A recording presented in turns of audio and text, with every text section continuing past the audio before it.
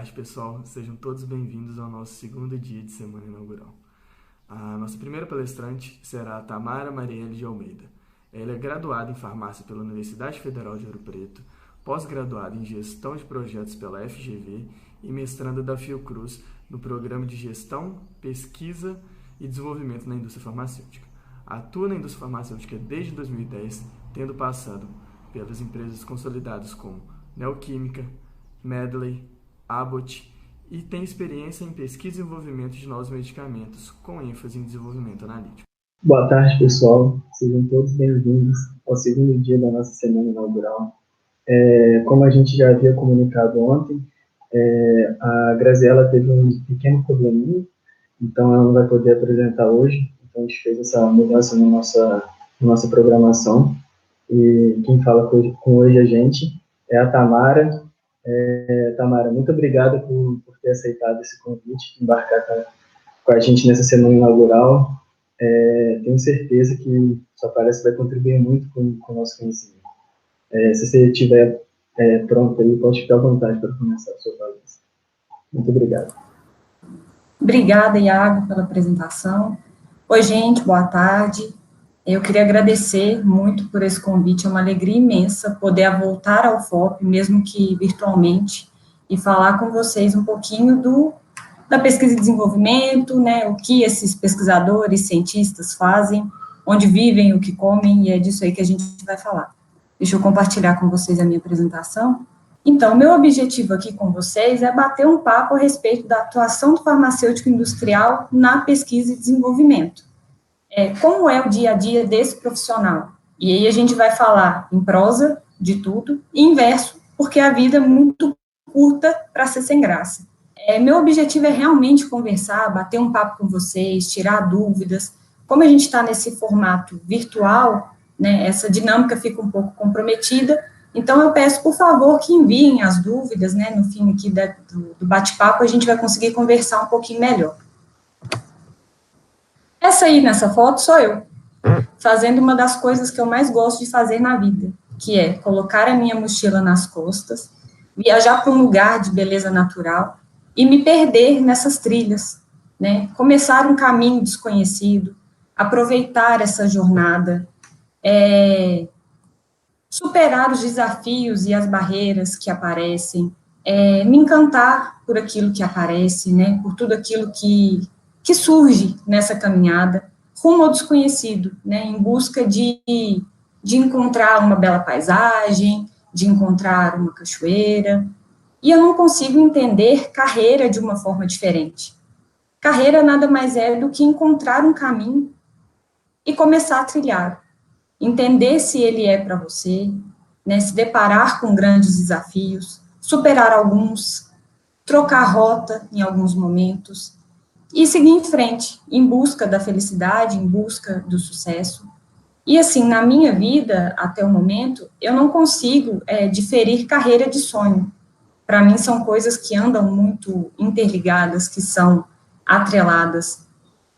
E sonhos, para mim, eles são definidos de uma forma muito poética e muito bonita por Mário Quintana, ao dizer, se as coisas são inatingíveis, ora, não é motivo para não querê-las. Que tristes os caminhos, se não fosse a presença distante das estrelas. E por que eu digo isso? Porque, para mim, trabalhar na indústria farmacêutica era um sonho muito distante. Era um sonho que parecia inatingível. Eu sou de Cachoeira do Campo, um distrito de Ouro Preto, para quem é da UFOP, talvez tenha alguma referência. Não tinha nenhum conhecido na indústria, não tinha o famoso QI que pudesse me abrir uma porta. Não tenho nenhum outro farmacêutico na minha família, e me formei num período em que o forte da UFOP eram as análises clínicas, né? Era o farmacêutico bioquímico. O farmacêutico industrial, ele ainda atingia um público muito pequeno, pela carência de indústrias na região, né, pela dificuldade de fazer um estágio fora, de começar uma carreira. Então, para mim, era um sonho muito distante, como essas estrelas apresentadas por Mário Quintana. E aí, muito tempo se passou, né, de 2010, quando eu me formei, até hoje, e aí o que define agora é a definição mesmo, a apresentação de Victor Hugo, que não há nada que como um sonho para criar o futuro. Utopia hoje, carne e osso amanhã. Então, hoje eu posso dizer para vocês que eu sou uma profissional da indústria farmacêutica e vou compartilhar aqui com vocês um pouquinho dessa trilha que eu estou percorrendo, que não se interrompeu, né, que segue em frente e que me faz muito feliz e que me desafia bastante. Como eu falei para vocês, eu sou de Cachoeira do Campo, eu estudei na Federal de Ouro Preto, eu sou da turma 061, me formei em 2010 com mais alguns amigos palestrantes com os quais, né, vocês vão ter a oportunidade de conversar um pouquinho. Eu fiz iniciação científica no período que eu estava na UFOP, em farmacologia, e eu ouso dizer que a minha carreira na indústria começou nesse momento, quando eu busquei atividades diferentes daquele escopo da graduação, quando eu fui experimentar e testar e aprender e entender o que me trazia alegria, onde eu gostava de estar, que tipo de ambiente me proporcionava um pouco mais de satisfação. E foi na farmacologia que eu tive o meu primeiro contato com o desenvolvimento analítico, né? Fazendo um projeto de pesquisa na farmacologia, eu tive a oportunidade de desenvolver um método por espectrofotometria, nem era HPLC ainda, e foi essa primeira oportunidade que me fez adentrar nesse mundo analítico, né? Que me fez olhar com mais carinho para esse profissional, né? Para tentar conhecer um pouco mais das legislações e dos requerimentos. E hoje eu vejo que isso fez bastante diferença nessa seleção que eu participei de estágio, e sim, foram várias. Quem participou ontem da conversa com a Miriam Rascado, ela sinalizou, né, ela contou para vocês que a gente ia fazer seleção de van, a gente alugava van, e eu estava nessa van, eu era dessa turma. E aí, assim, o foco era as empresas que se situavam ao entorno de Ouro Preto, né? Eu sonhava pequeno, assim, eu imaginava que não dava para sonhar muito longe, que eu não ia conseguir grandes oportunidades, que era melhor focar nas empresas, sem demérito nenhum, tá, gente? Mas eu imaginava naquele período que, né, com o meu histórico, com um currículo sem muitas experiências, sem ninguém para me ajudar a entrar, que ia ser difícil conseguir começar em uma empresa grande. E em um dia de devaneio em casa, eu decidi me inscrever para seleções de empresas que eu considerava maravilhosas, assim, que eu tinha como sonhos, né, como as estrelas de Mar Quintana. E uma dessas empresas foi a Neoquímica. Eu me inscrevi para a Neoquímica através do vagas.com, naquele período lá em 2010, imagino que nem LinkedIn existia ainda, ou se existia eu desconhecia, e me inscrevi pensando que aquilo seria só mais um currículo, né, escrito e endereçado, que ninguém veria, que eu nunca seria convidada para participar desse processo de seleção, e engano meu. Isso aconteceu, eu fui convidada, eu participei, e eu fui muito despretensiosamente tentar essa vaga, e consegui. Então, eu fiz o estágio na Neoquímica, lá eu fui contratada, foi o meu primeiro emprego. Nessa ocasião, eu estava no Centro de Equivalência Farmacêutica, mais para frente a gente vai poder falar um pouquinho, né, de todas as vertentes que a gente encontra no desenvolvimento analítico. Depois disso, eu fui trabalhar numa empresa muito pequenininha que faz só medicamentos injetáveis em Minas Gerais, que chama Ecofarma. Foi meu primeiro grande desafio, porque eu deixei de ser estagiária e analista júnior de uma empresa muito grande, com muito respaldo, com muitas pessoas muito experientes para me orientar, e fui ser a responsável pela pesquisa e desenvolvimento que estava nascendo numa empresa pequena. Então, como dizem, né, assoviar e chupar cana e aprender e fazer ao mesmo tempo. Então, essa empresa, o Hipofarma, foi uma grande escola na minha vida. Eu saí do Hipofarma para o Globo em busca de uma equipe, porque no Hipofarma, como eu falei para vocês, eu era muito sozinha. Eu não tinha pessoas que pudessem me orientar, tecnicamente falando, no que diz respeito às melhores práticas em desenvolvimento de métodos, em validação de métodos, na condução de estudos de estabilidade, e eu queria ter esse feedback de outras pessoas, eu queria trocar experiências com mais pessoas, E aí eu encarei esse desafio de trabalhar no Laboratório Globo como analista sênior, já orientando uma equipe, tendo algumas pessoas com um perfil ainda um pouco mais júnior sob a minha responsabilidade, e foi incrível, assim, foi maravilhoso. E aí, do Globo, eu queria tentar experimentar, saber se o meu conhecimento ele já era suficiente para trabalhar numa grande empresa multinacional. E consegui essa oportunidade na Medley, que hoje é uma empresa do grupo Sanofi, e foi quando eu realmente comecei a pensar em carreira. Até então, eu gostava de analítico, eu gostava da bancada, eu gostava de fazer os meus estudos de degradação, desenvolver os métodos de dissolução. Se tudo isso ainda são palavrões, né, se esses nomes são palavrões, se eles são desconhecidos para vocês, fiquem calmos, a gente ainda vai falar sobre eles. E foi na Medley o primeiro momento que eu decidi parar e pensar, esse caminho, essa trilha que eu escolhi no processo de seleção de estágio, ele é realmente o caminho que eu quero percorrer? Quais são as outras oportunidades, né? O legal de uma trilha é que você sempre pode mudar de direção, você sempre pode voltar alguns passos, você sempre tem alternativas. E nesse momento eu fiquei muito em dúvida em relação a continuar no analítico ou seguir para uma linha de projetos. Vocês vão perceber que o desenvolvimento, que a pesquisa e desenvolvimento na indústria farmacêutica, ela contempla vários profissionais com uma gama bastante variada de oportunidades. E o PMO, que é o escritório de projetos, é uma delas. Eu fiz um MBA em gerenciamento de projetos pela FGV, e nesse momento eu estava encantada com essa demanda e pensei que talvez poderia ser uma alternativa. Só que, não, eu me apaixonei pelo analítico mesmo, eu gosto do que eu faço, eu gosto de desenvolver o método, eu gosto de fazer esse controle de qualidade, né, de desenvolver o que será o controle de qualidade do medicamento.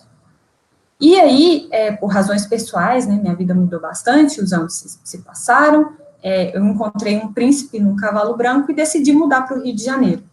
E aí, me apareceu o Abbott, que é uma empresa consolidada mundialmente, mas pouco conhecida no Brasil. É uma empresa que tem centros de desenvolvimento espalhados em vários países pelo mundo, e um deles é o Centro de Desenvolvimento aqui do Rio de Janeiro, que é um centro de desenvolvimento global, que faz desenvolvimentos de produtos não só para o mercado brasileiro, mas também para mercados da Latam, para mercados mundiais. A gente, né, como a Anvisa tem um escopo de trabalho e tem uma regulamentação muito rigorosa para que a gente tenha produtos efetivamente de qualidade, a gente consegue fazer uma transferência do que a gente desenvolve aqui para vários outros países do mundo. Então, hoje eu estou coordenadora de desenvolvimento analítico no Abbott, começando a trabalhar com gestão de pessoas. Então, eu passei há pouco, né, em outubro do ano passado, eu passei por essa transição de carreira e deixei de ser analista, júnior, pleno, sênior, para agora ter esse olhar sobre gestão e sobre liderança.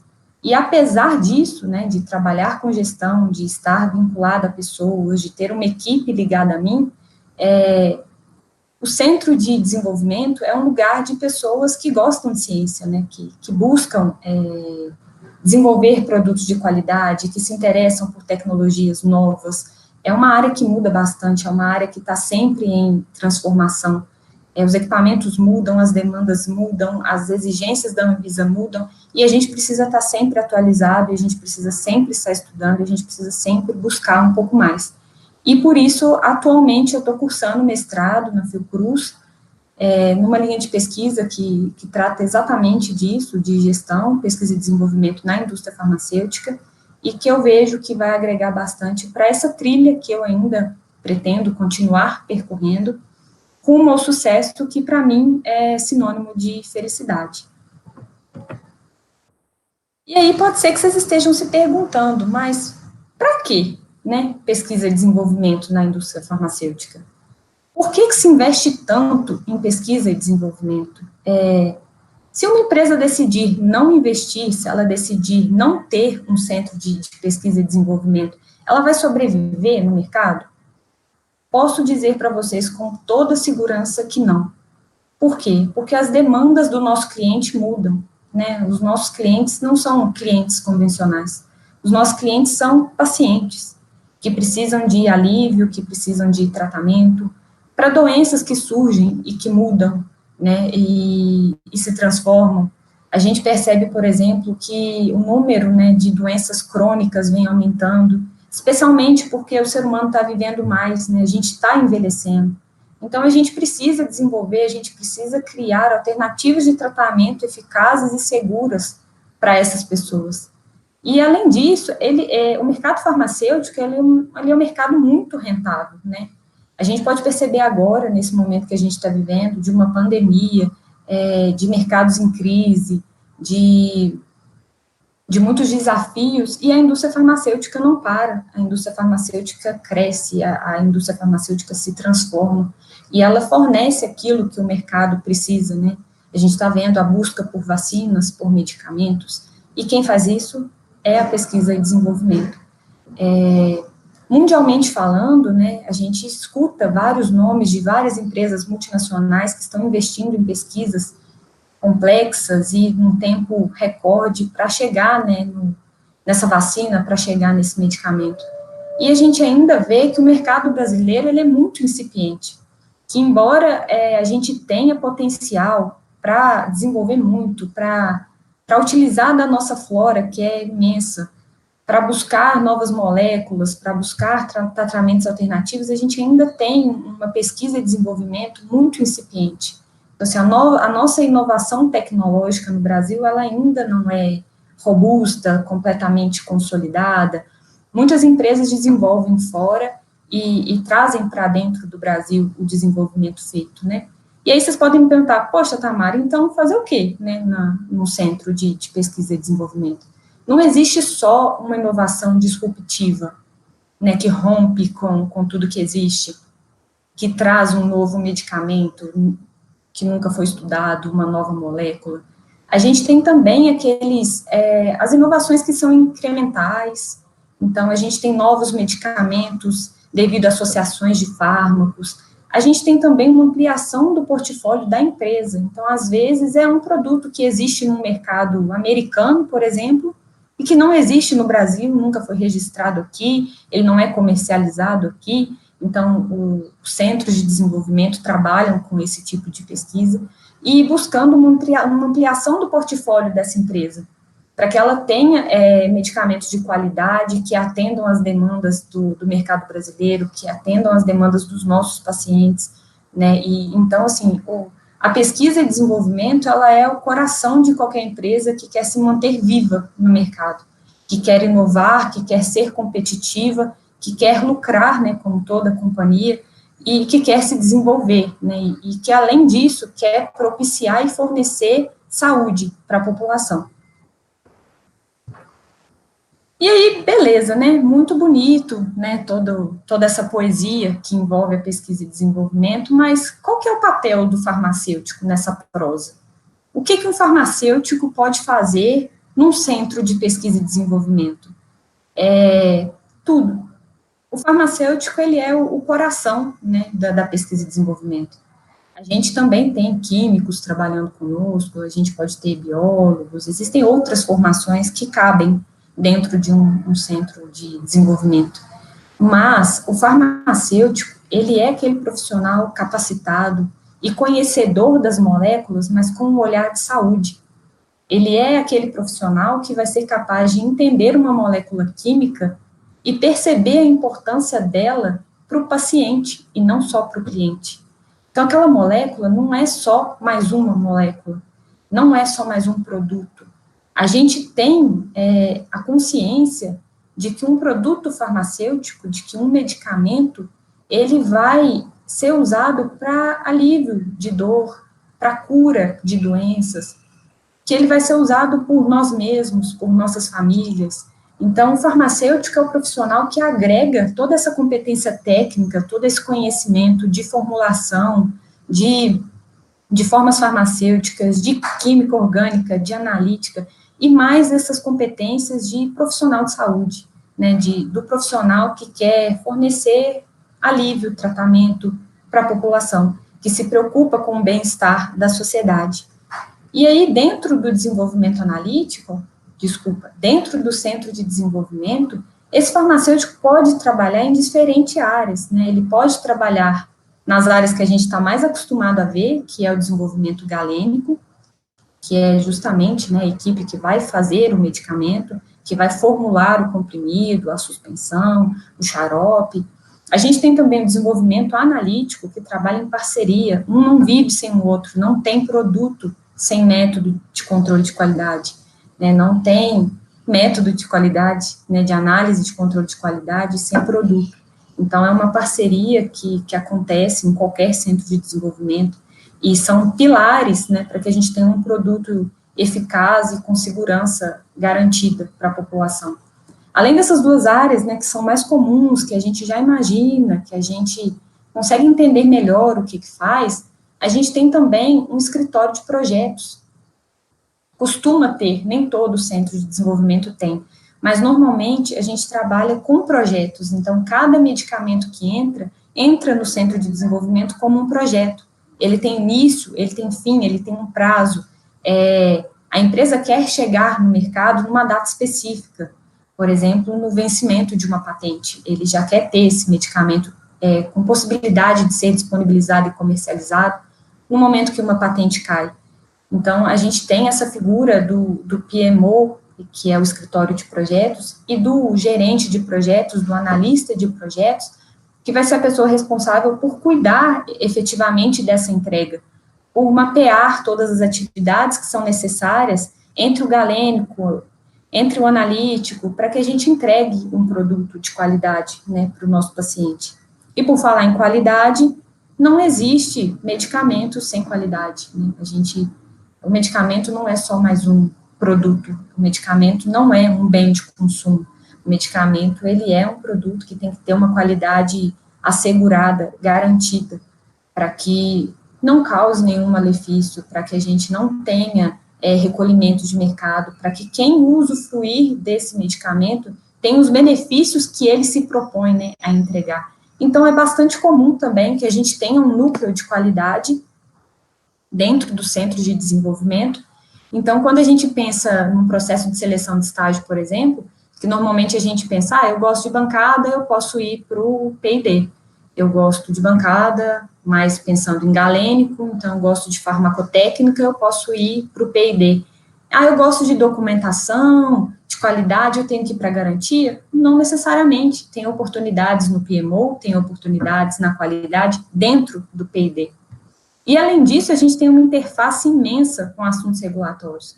Porque o que a gente gera, o que a gente produz, o que a gente desenvolve, tem que estar em acordo, né? Tem que estar conversando com os requerimentos regulatórios, com os requerimentos da Anvisa, com todas aquelas legislações que a gente escuta durante toda a graduação.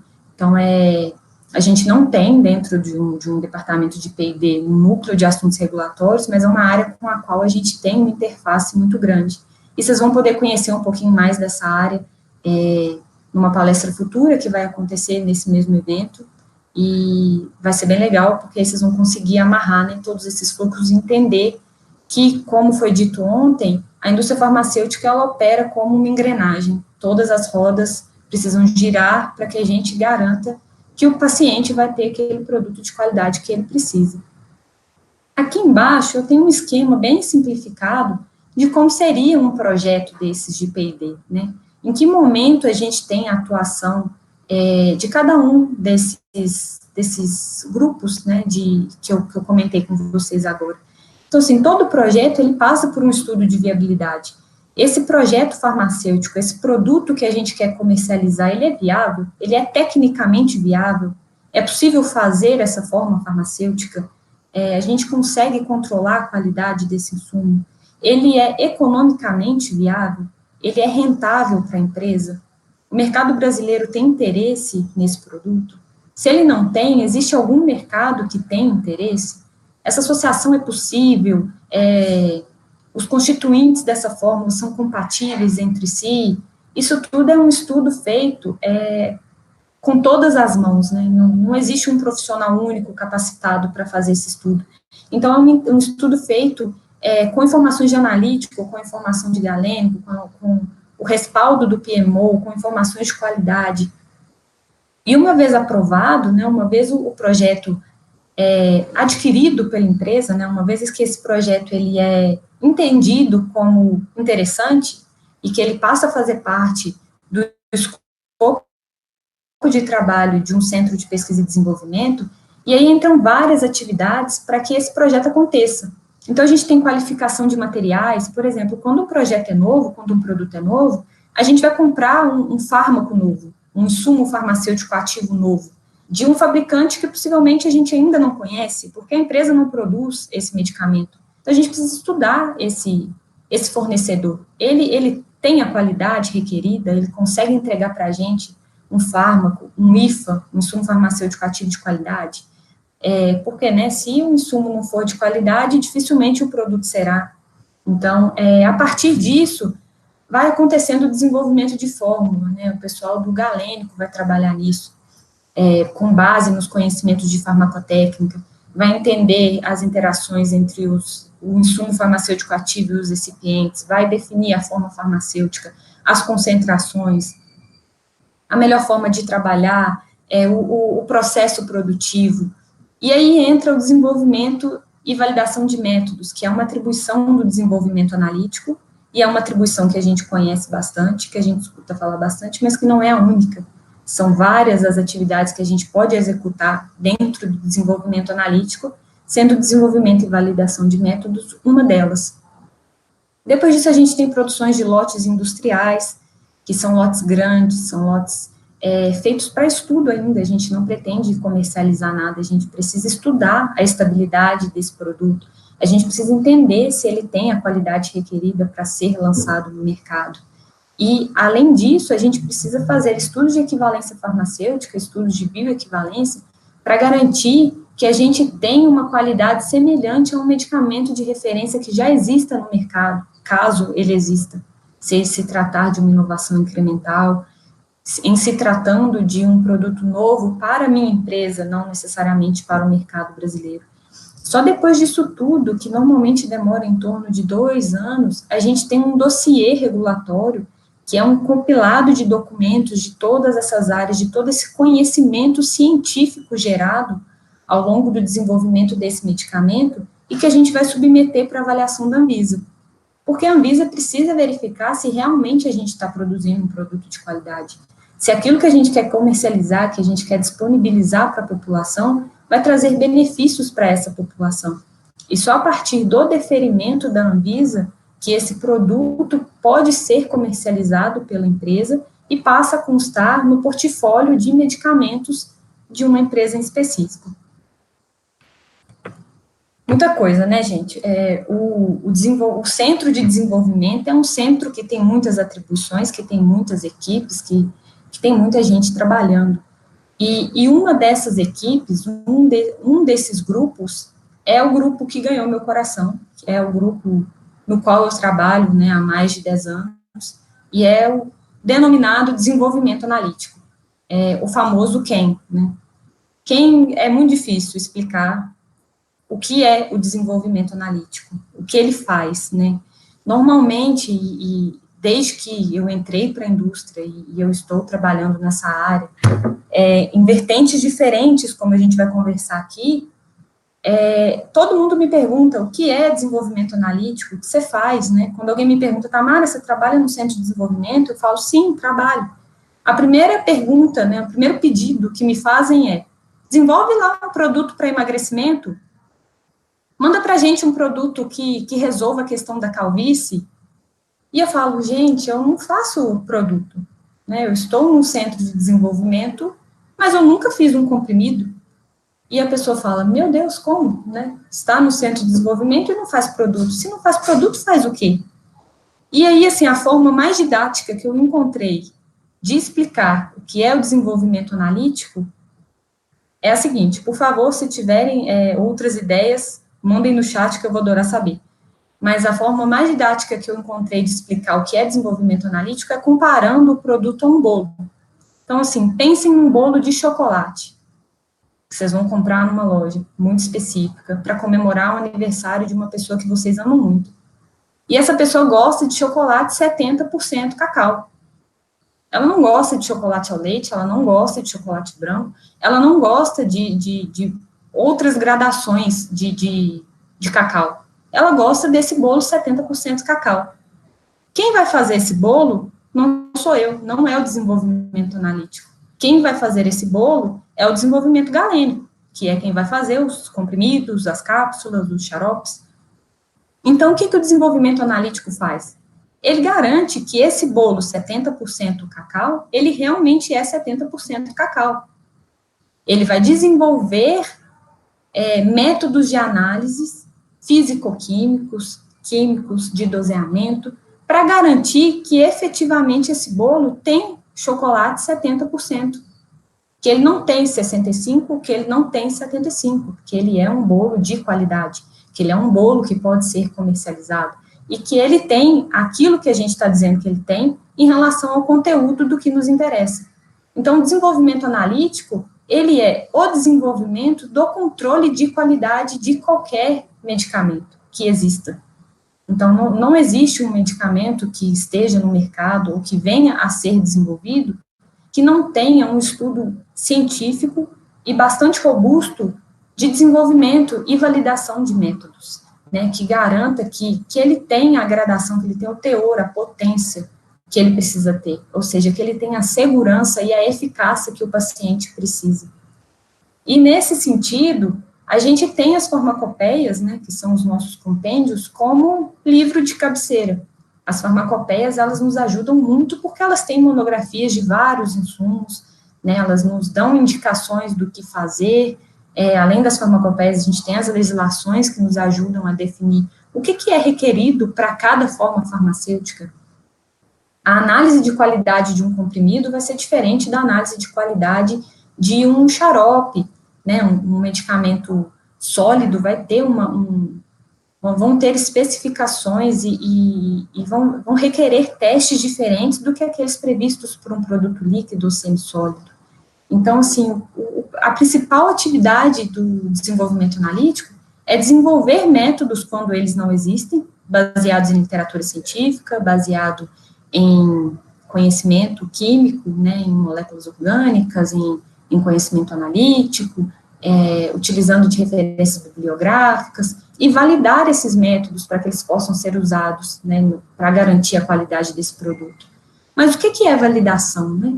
Validação é comprovar que ele funciona para a finalidade pretendida, que ele é aplicável para aquilo que a gente se propôs. Por exemplo, se eu tenho um método de teor, se eu quero quantificar o chocolate 70%, eu tenho que garantir que esse método funciona, para garantir que o resultado que ele me dá é verdadeiro. Então, é esse processo que a gente faz dentro do desenvolvimento analítico. E a gente tem vários tipos de métodos, a gente tem métodos que a gente chama de indicativos de estabilidade, que são métodos capazes de garantir, de avaliar se aquele produto está degradando ao longo do tempo. Se quando ele estiver na caixinha dele lá, ele vai durar aqueles 2 anos mesmo, que a gente diz que vai durar, né? E aí a gente precisa ter métodos que indicam isso. A gente tem métodos de dissolução para garantir que esse produto libera o ativo no nosso trato gastrointestinal. O comprimido não vai entrar e sair íntegro, que ele vai liberar, né, o ativo, o fármaco que a gente precisa, que a gente vai ter realmente a atuação desse medicamento no nosso corpo.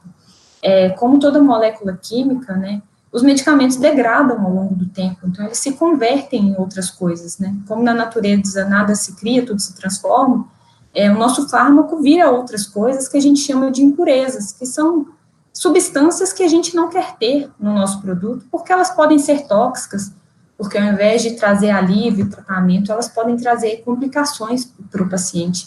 Então, a gente trabalha com essa vertente de desenvolvimento. Aí vocês vão pensar, poxa, Tamara, mas faz isso como?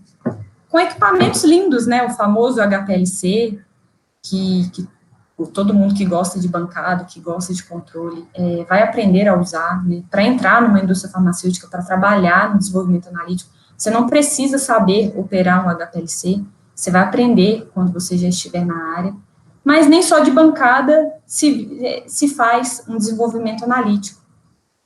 A gente tem também a parte de documentação técnica.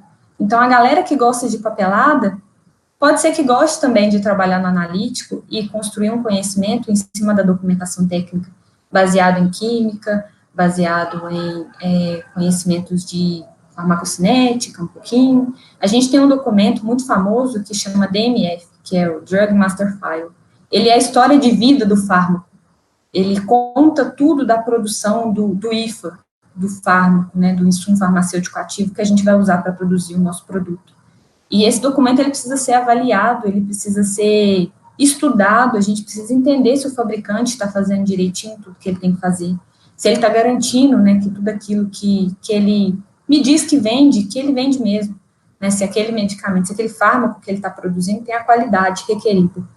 A gente tem análise de protocolos, de relatórios, na indústria farmacêutica tudo precisa ser documentado, né, tudo precisa ser feito, ser registrado. A gente não pode dizer que fez, a gente precisa mostrar que fez e garantir que aquilo que a gente fez é viável, é válido e é suficiente.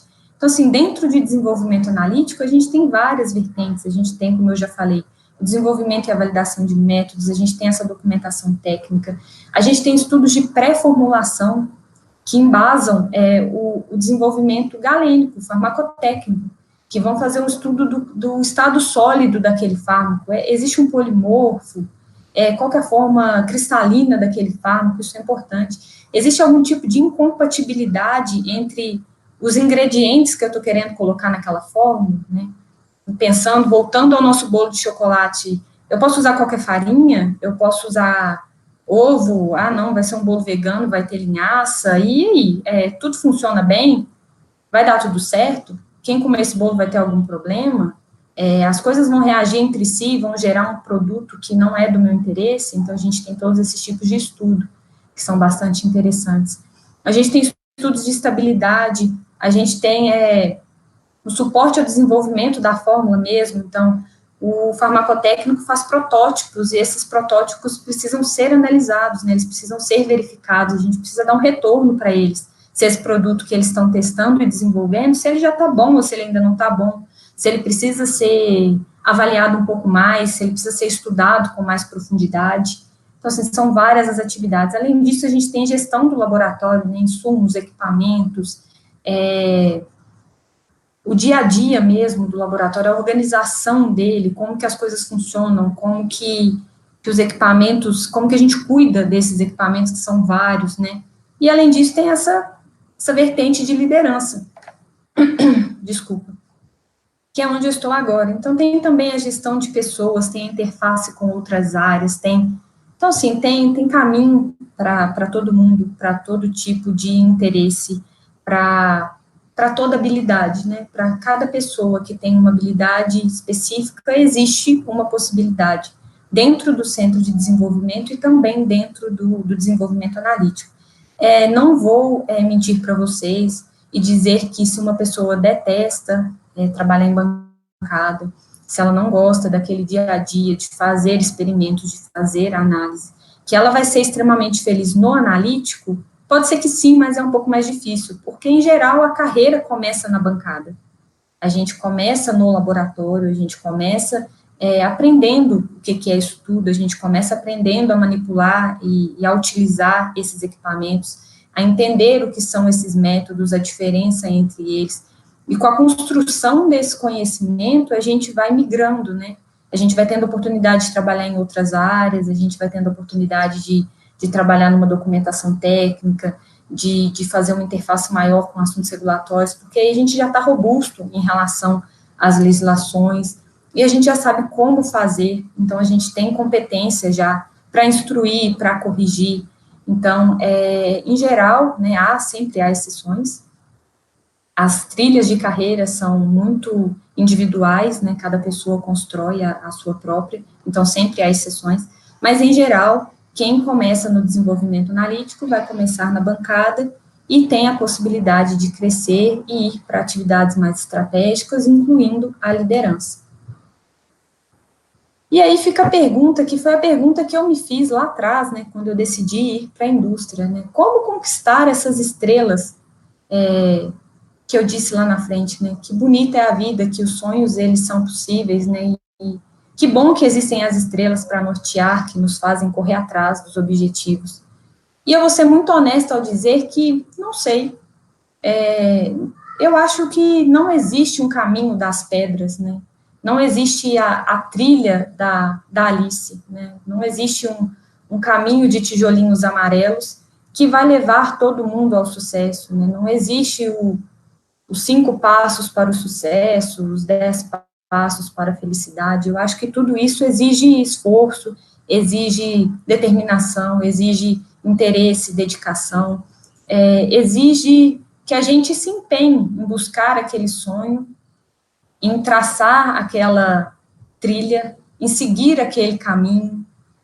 Implica que a gente comece a percorrer esse caminho e vá avaliando, e vá vendo se ele realmente é o caminho interessante para a gente.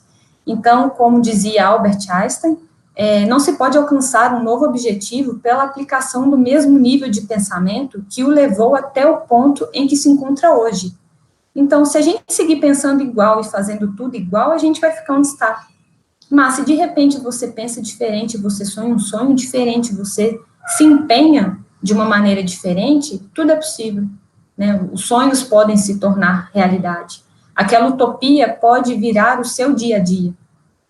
E o que eu tenho para dizer para vocês é que esse caminho das pedras não existem, mas existem algumas dicas que são extremamente importantes para você perceber se você está no caminho certo e para você, inclusive, criar esse caminho. E o que eu tenho de dicas para dar para vocês é o seguinte: se conheça, olhe para dentro, quem você é, do que você gosta, o que te faz feliz. Pensando em carreira, você gosta de trabalhar na bancada, você gosta das aulas de química prática, você gosta do farmacotécnico, você tem esse interesse por pesquisa, você gosta de viver uma vida sem rotina, tendo que encarar desafios a cada projeto que aparece? Ou não? Você gosta mais de uma vida mais tranquila, mais pacata? Quais são suas habilidades, né?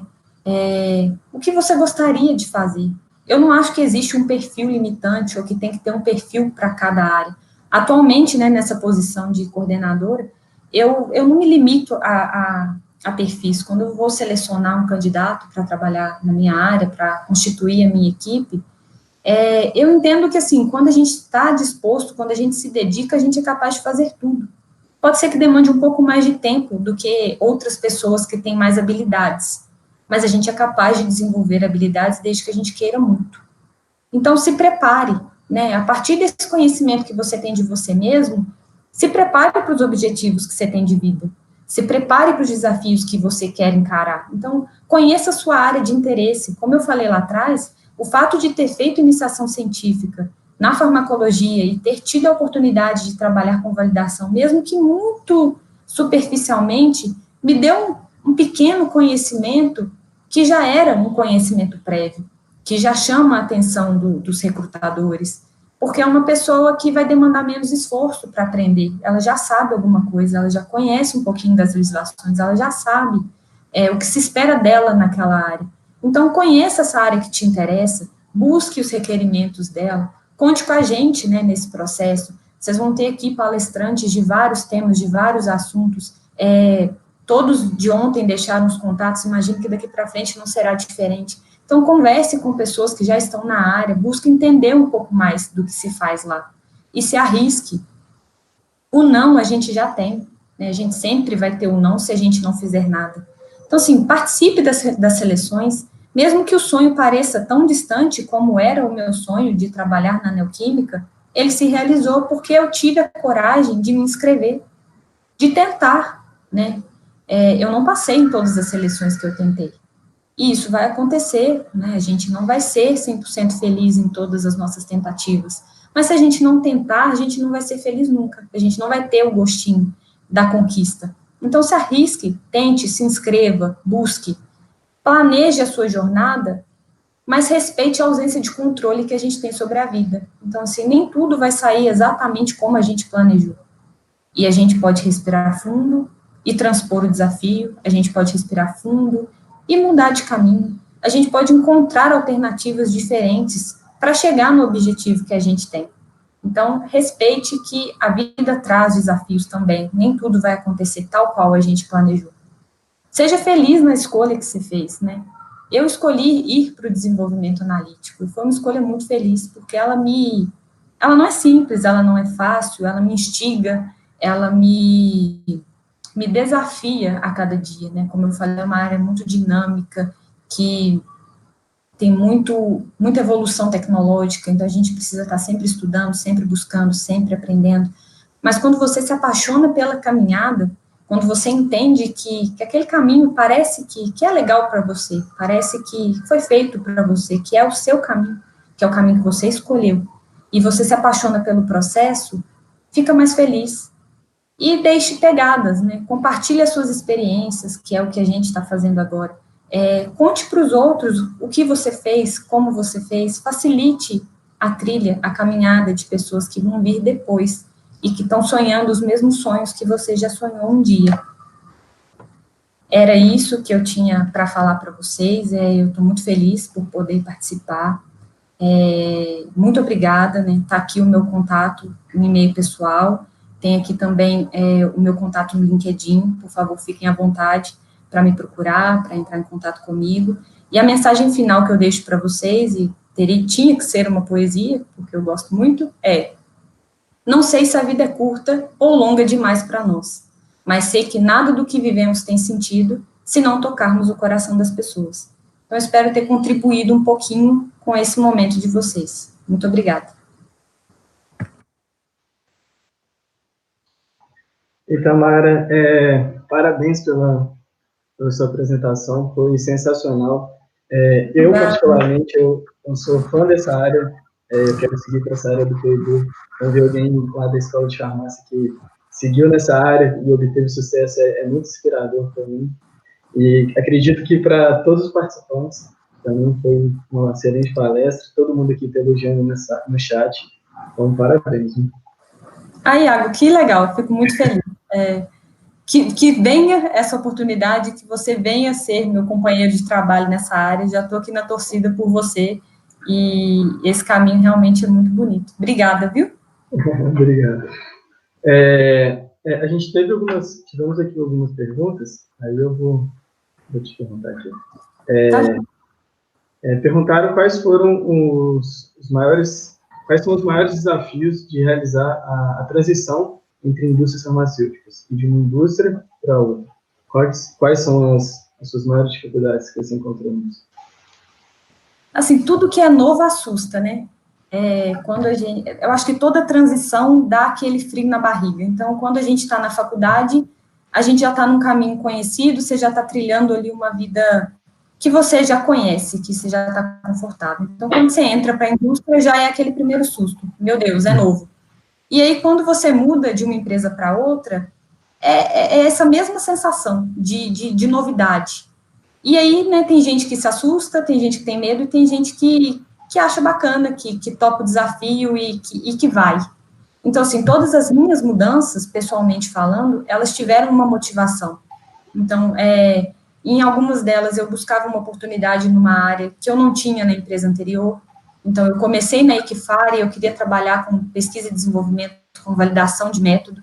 Então, eu mudei em busca disso.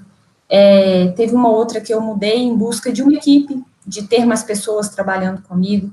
Então, assim, é sempre desafiador chegar num lugar novo, entender a cultura desse lugar, perceber como esse lugar trabalha e se adaptar, porque cada empresa trabalha de uma forma diferente. Mas é muito gostoso essa troca de chegar num lugar novo e ter o que oferecer e também ter muito o que receber de quem está ali. Entendi, muito legal. A outra pergunta que tivemos que eles queriam saber como que foi a sua experiência de fazer um mestrado e mesmo assim conciliar com a indústria farmacêutica. Como que foi isso? Foi um desafio? Os seus gestores enxergam isso com bons olhos? Tem uma abertura para isso? Como que foi conciliar essas duas coisas? Não foi, está sendo. Eu estou fazendo esse mestrado agora. E posso dizer que não está sendo fácil, assim, né? Quando eu me inscrevi para a seleção de mestrado, eu ainda trabalhava como pesquisadora. Então, eu achei que ia ser um pouco mais fácil conciliar a vida de pesquisador com as demandas do mestrado. E aí, assim, coisas do destino, que é aquilo que eu falei para vocês, respeite as mudanças que a vida oferece. Eu fui promovida e passei no mestrado exatamente no mesmo dia. Então, veio, assim, um desafio dobrado. Eu tive que aprender a lidar com pessoas e aprender, né, essa transição na minha carreira, ao mesmo tempo que concilio isso com o mestrado. Então, estou vivendo esse desafio agora. Eu percebo que, cada vez mais, as indústrias farmacêuticas estão enxergando o valor no conhecimento acadêmico, principalmente para as pessoas que trabalham na pesquisa e desenvolvimento. Porque tudo muda, tudo é novo, são novas formas farmacêuticas que aparecem, são novas tecnologias analíticas que aparecem, e a gente precisa saber, a gente precisa buscar, e nada melhor do que a academia, do que o mestrado, do que o doutorado, para trazer esse conhecimento para a gente. Então, assim, ainda não é uma porta aberta, né, ainda, pelo que eu percebo, não há um incentivo pleno e total, mas há possibilidades. Então, é possível conciliar, é possível correr atrás e é possível fazer. Se Deus quiser, daqui a um tempo eu vou contar para vocês que eu fiz, que eu terminei, que sou mestre, mas por enquanto eu estou no processo. Sim, não, vai dar tudo certo. Obrigada. Linkando um pouco mais com essa questão de uma pós-graduação, o pessoal gostaria de saber se é necessário qual formação que é necessária para poder entrar nessa área, se uma pós-graduação é de fato necessária para isso, se tem uma especialização mais direcionada que é suficiente, como que é a questão da pós-graduação? Só a graduação já pode entrar na área ou é necessário uma a mais? Pode sim, só com a graduação você já está habilitado a trabalhar na pesquisa e desenvolvimento. Não é necessário nenhuma especialização a mais, você não precisa ser um gerente de projetos, nem ser um especialista em química, nem ser, não precisa. Você precisa, normalmente as vagas ofertadas, elas requerem que o profissional seja formado em farmácia ou química, se tiver alguma experiência prévia, ajuda, né? Como foi dito ontem, a melhor porta de entrada, a mais fácil, sempre será o estágio, né, porque é onde você vai ter a oportunidade de aprender e de ser contratado, de já ser efetivado na vaga, mas não tendo acontecido, não tendo conseguido entrar direto do estágio, sempre é possível se candidatar, a gente sempre tem vaga para analistas ou pesquisadores, né, cada empresa nomeia de uma forma, que são júnior e que a gente entende que está aprendendo e que a gente vai ensinar o que fazer. Então, não tenham medo, se candidatem, participem das seleções, demonstrem interesse, é importante buscar, né? Então, quem tem interesse nessa área, dá uma lida nas legislações, são várias, procura se inteirar um pouco mais do assunto, conversa com pessoas que têm mais experiência para saber mais ou menos qual caminho seguir, e isso basta. Eu acho que o melhor é você se especializar quando você já estiver dentro, porque aí você já tem uma visibilidade melhor e maior de tudo que é possível dentro de um centro de pesquisa e desenvolvimento, e os caminhos são vários. E aí, estando dentro, você vai conseguir direcionar melhor a sua carreira para aquilo que te traz mais alegria, sabe? Para aquilo que te faz mais feliz. Entendi. A outra pergunta que tivemos aqui é que ouve-se falar muito do farmacotécnico e da química analítica no ramo, do P&D. Entretanto, existem mais áreas de especialização que compreendem esse P&D industrial em geral. É mais só essas duas áreas? Quais que seriam essas outras áreas do P&D? Essas outras áreas são todas essas outras áreas que eu mostrei para vocês. Então, a gente tem basicamente o galênico e o analítico, que são as áreas mais comuns que a gente escuta falar na faculdade, mas a gente tem também esse escritório de projetos, que é o que a gente chama de PMO, e a gente tem também a qualidade, né, são essas 4 áreas que a gente conversou a respeito. Todas elas têm possibilidades e oportunidades para farmacêuticos, inclusive estagiários. A gente costuma ter estagiários em todas essas áreas. Em geral, né, como as pessoas sabem um pouco mais de analítico e de galênico, são as áreas que elas se candidatam mais, que buscam mais, que têm mais interesse. Até porque projetos, por exemplo, a gente aprende muito pouquinho, né, aquilo, né? Na minha época, a gente aprendia muito pouquinho, não sei bem como está agora. Então, como a gente sabe pouco, a gente acaba, né, se arriscando menos. mas agora, né, depois desse bate-papo que a gente teve aqui, vocês conseguem saber um pouco mais da área, inclusive se candidatar para seleções de estágio dessas áreas dentro da pesquisa e desenvolvimento. Realmente, até hoje a gente tem na faculdade ainda mais essas duas grandes áreas, mas você falou, tivemos ontem também uma apresentação mostrando essas outras diferentes áreas, que também é muito interessante. Sim. Perguntaram também sobre o uso de nanofármacos. Isso é uma realidade hoje em dia no PD industrial? Como que está essa questão? Então, eu acredito que sim, mas ainda não muito aqui no Brasil. Né? Essas tecnologias que são mais novas, a gente sabe que nanofármacos são fármacos mais instáveis, né, que tem um processo produtivo um pouco mais complicado, que exige um pouco mais de estudo. Então, tem muita indústria multinacional trabalhando nessa vertente, mas normalmente eles fazem esse tipo de desenvolvimento fora do Brasil. Mas, assim, eu acredito que tudo que começa fora, uma hora chega aqui, mais cedo ou mais tarde. E com o fato da Anvisa ter se associado ao ICH, que é uma instituição que, inclusive, né, fica aqui a dica, é uma instituição que publica vários guias da área farmacêutica e que, portanto, ela está fazendo requerimentos do ICH, eu imagino que isso vai vir ainda mais rápido para a gente, porque a gente está harmonizando o conhecimento com outros países. Então, coisas que demoravam muito tempo para chegar para a gente, estão chegando muito mais rápido. Então, se, né, quem tem interesse nessa área, pode esperar que em breve a gente vai ter muita coisa por aqui, sim. Muito legal. Perguntaram também quais os passos que se deve tomar na graduação para conseguir um estágio nessa área. Iniciar na área de analítica, seria um diferencial para esse futuro estagiário? Qual é a dica que você dá para a gente que quer seguir nessa área de desenvolvimento analítico? Então, para quem quer vir para o analítico, ter qualquer tipo de conhecimento relacionado ao analítico é muito interessante.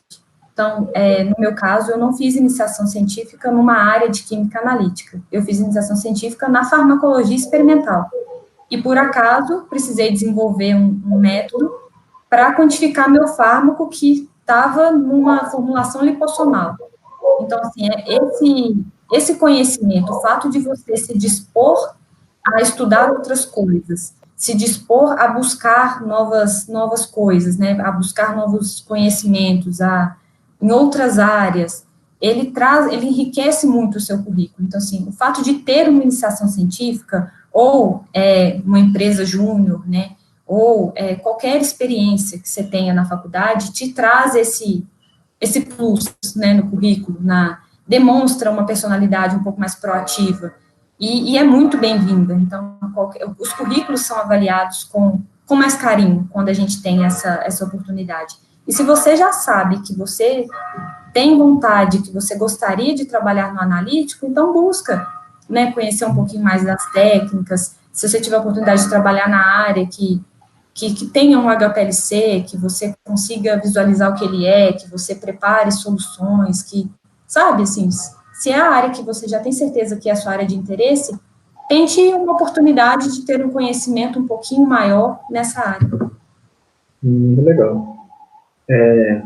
O pessoal também está querendo saber como que é a rotina do pessoal que trabalha no PD. Qual que é o seu dia a dia? Sim, então, atualmente eu estou na coordenação, então meu dia a dia mudou um pouquinho. Vou contar para vocês como é o dia a dia de um pesquisador, né? Quando a gente recebe um projeto novo, ele não vem pronto, né? Diferente do controle de qualidade, que a gente já entrega métodos prontos, que vão ser analisados, que já estão muito bem estabelecidos, a rotina do desenvolvimento analítico, ela não existe. Ela vai acontecer conforme a demanda do produto.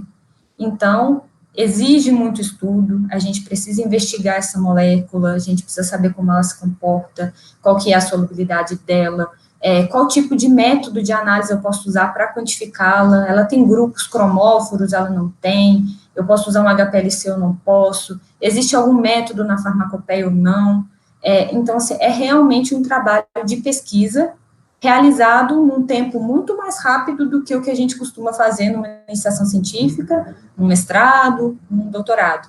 Então, digamos que é um trabalho de pesquisa mais rápido. Então, a gente precisa estudar muito, a gente precisa se dedicar bastante, e o nosso conhecimento conhecimento ele vai ser necessário conforme as características físico-químicas daquele insumo, daquele medicamento, né? Então, como eu disse na apresentação, se a gente tem um insumo farmacêutico sólido, é diferente de trabalhar com um insumo líquido. Se a gente está trabalhando com um produto que é uma cápsula, vai ser bem diferente de trabalhar com xarope. Então, a gente vai construindo esse conhecimento para poder desenvolver os métodos que vão ser usados no controle de qualidade desse produto. Então, a gente vai definir a técnica analítica que vai ser usada, a gente vai definir as concentrações dessas soluções, a gente vai validar esses métodos de análise, a gente vai escrever protocolos e relatórios de validação, a gente vai escrever métodos de análise. Então, é mais ou menos assim a rotina de um pesquisador, do analítico. Muito interessante. A nossa última pergunta, Tamara, é referente ao seu mestrado. O pessoal gostaria de saber como que é essa interação entre universidade e indústria e como que é no caso específico do seu mestrado. Ele é relacionado à área industrial? Analisando aqui, eu creio que eles gostariam de saber se é um mestrado profissional, um mestrado acadêmico, e como que se os casos são não for, como que você vê isso na comunidade do desenvolvimento analítico do P&D? Sim, então, o meu mestrado, em específico, ele é um mestrado profissional e ele é fornecido pela Fiocruz e é um programa completamente direcionado para pesquisa e desenvolvimento na indústria farmacêutica. O título do mestrado é esse, mestrado profissional em pesquisa e desenvolvimento na indústria farmacêutica. A gente podia se inscrever em 2 vertentes, então tinha a vertente de gestão e a vertente de pesquisa. Eu optei pela vertente de pesquisa. E as aulas são da nossa área, né, são da área de indústria, então a gente tem aulas de controle de qualidade, a gente tem aulas de validação de processo, de quality by design, vou soltar isso aqui, fica a dica, que é um assunto que está muito em voga atualmente, tanto para o desenvolvimento analítico, quanto para o desenvolvimento galênico. Então, assim, é um programa todo construído para capacitar o profissional farmacêutico que já atua na indústria. Então, para me inscrever nesse programa, eu tive que comprovar que eu era uma funcionária, uma colaboradora da indústria, que eu tinha autorização dos meus gestores para participar desse processo seletivo. E aí, como eles têm, né, o conhecimento de que quem está cursando esse mestrado trabalha, eles condensaram todas as aulas em um único dia da semana. Então, eu tenho aulas toda quinta-feira.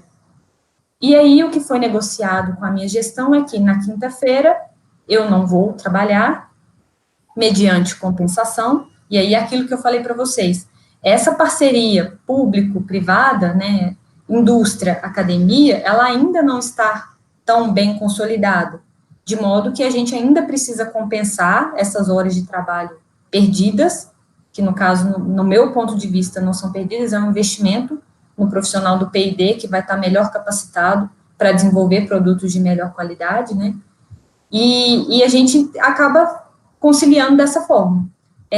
Tem muita empresa que permite que o funcionário trabalhe com o projeto dela mesma, e no caso específico do Abbott, que é onde eu trabalho, eu estou buscando para que a gente tenha um incentivo maior.